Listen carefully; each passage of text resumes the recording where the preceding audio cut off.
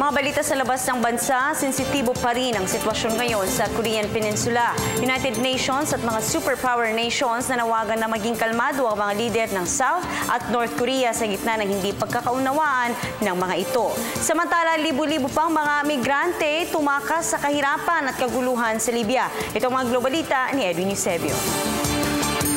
Mahigit sa 4,000 mga migrante na naglayag mula sa karagatan ng Libya ang nailigtas ng Coast Guard ng Italy.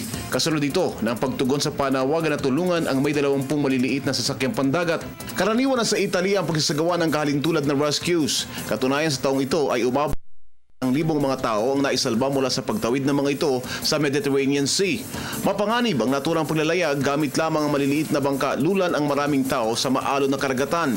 Tinatayang may 2,300 ang namatay sa pagtatangka ng mga ito na makatawid papasok ng Europa sa taong ito. Problema ito ng Europa na hindi masolusyonan dahil patuloy ang pagpasok ng mga dayuhan sa mga baybayin ng Italy at Greece at iba pang bansa sa Europa na may baybaying dagat. Nakikipagsapalaran ng mga migrante na makapasok sa Europa dahil sa hindi ito nagtataboy ng mga migrante at pinapayagang makapagbuo mga ito ng kanilang sariling komunidad. Sa kabila ng masinsin na mga pag-uusap, nananatili pa rin ang tensyon at posibleng pagsiklab ng giyera sa Korean Peninsula. Ito ay dahil kapwa may kakayahan ng North at South Korea sa pakikidigma.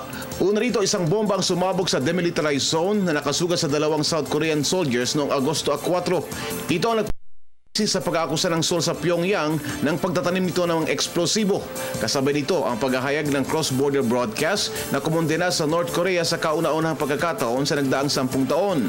Nitong nakaraang Huwebes, inatake at pinasabog ng North Korea ang loudspeaker sa tore sa demilitarized zone na ginantihan din ng SOCOR. Bagamat walang mga nasawi sa pangyayari, ay nagpainit ito sa grian ng magkatabing bansa o Korean Peninsula.